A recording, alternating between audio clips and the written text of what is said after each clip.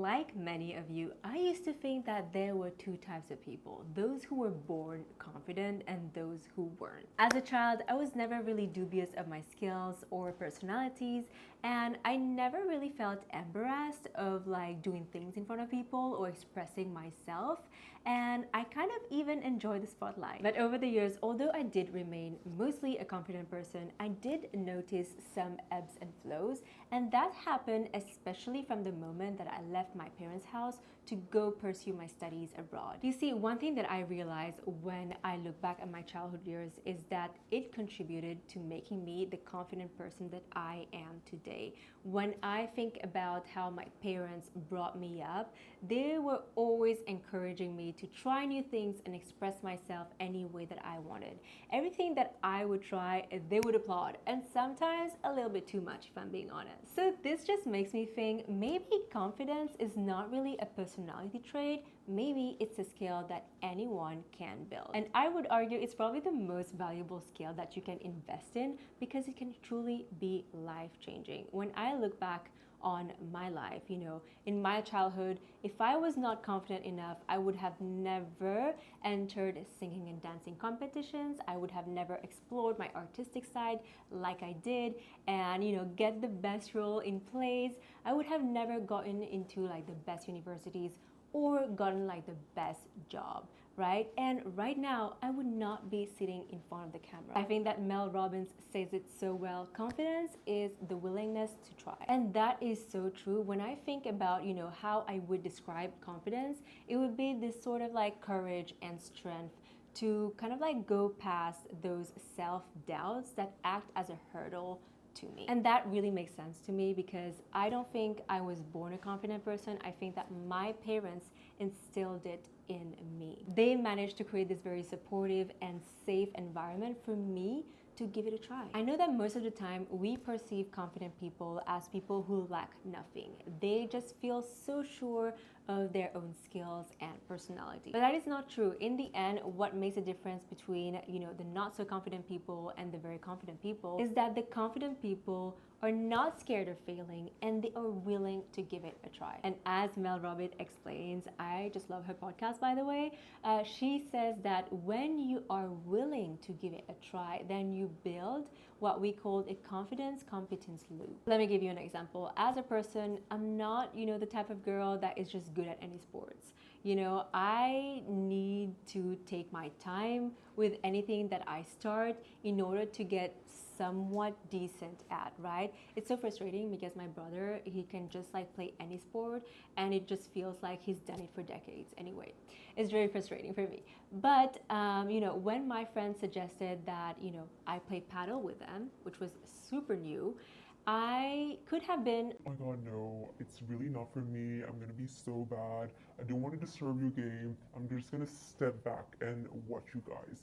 I was more like, Yeah, sure, I'll give it a try. I might be really bad in the beginning, but just bear with me. I do want to have fun with you guys. so I said, why not? I said, I'll give it a try. And you know what? The first lessons were so bad. I could count the number of balls I could actually hit because I'm very uncoordinated. I don't have the best reflexes.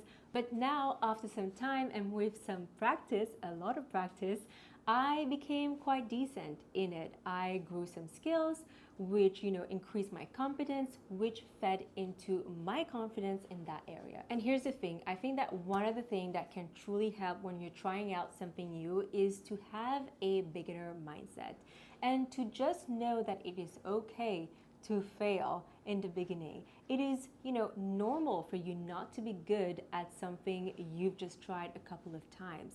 It is going to take time for you to build skills in it. And when you think about it, what's a better look? Someone who's going to be like, No, that's not for me. I'm just gonna look at you guys. or someone who's going to be like, Yeah, I'm up for it, but I might suck in the beginning. you know what I mean? It's kind of unrealistic for you to think that you're just gonna nail it the first time around, right? No, it takes time and practice and, putting in the reps for you to build skill and competence in an area. And only then will you start to feel confident. Whereas if you're not even willing to try and you're always scared of failing, then your growth as a person is going to be limited. But I get it, if you've always been struggling with self-doubt, then suddenly acting out with confidence can be a bit daunting. And I have a trick for you that is going to help you kind of like tap into that mindset much more easier, and that is creating an alter ego for you. Very often, alter egos are just a very powerful way for you to bridge the gap between who you are right now and who you want to be. I mean, the top performers of most industries are using that concept, so why won't you? We all know the story of Beyonce, who created Sasha Fierce exactly for that reason, because it doesn't feel like it, but Beyonce used to be more of a shy person, and she found the idea of acting as a diva on stage very hard and not really natural to her, which is why she created Sasha Fierce. And we all know how that worked, right? It really helped her embody that persona better, and now she is it. Alter egos are such a helpful way for you to become the person that you've always wanted to be, although that version right now might seem like so far from who you are, right?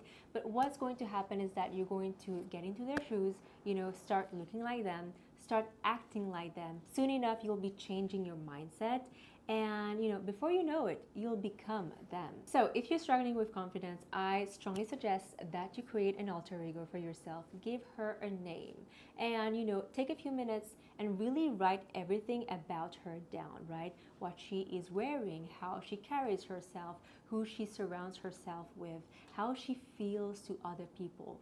Get into the tiniest details. It really helps. Write it all down and become her. Maybe you're not really good at, talking to new people or networking, but she is. She's so fine with that.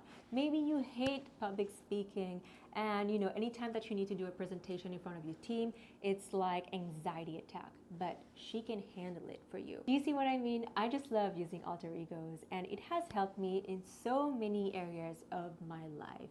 And I find it so helpful also because it just frees you for the constraints that you've put on yourself, from the limiting beliefs that you have accumulated over the years, and just helps you go beyond all that and tap into your highest version of yourself. Try it and report back. I want to know how an alter ego is helping you level up in the different areas of your life, but mostly how it is helping you gaining self-confidence. But also, I want to know, what do you think? Do you think self-confidence is a personality trait that you're born with, or do you think that it is a skill that you can grow, right? I do believe that confidence is a skill rather than a personality trait, and I like that idea a lot because it means that it is accessible to everyone that is willing to try. On that note, that is it for me on the topic of self-confidence. I hope you enjoyed this video.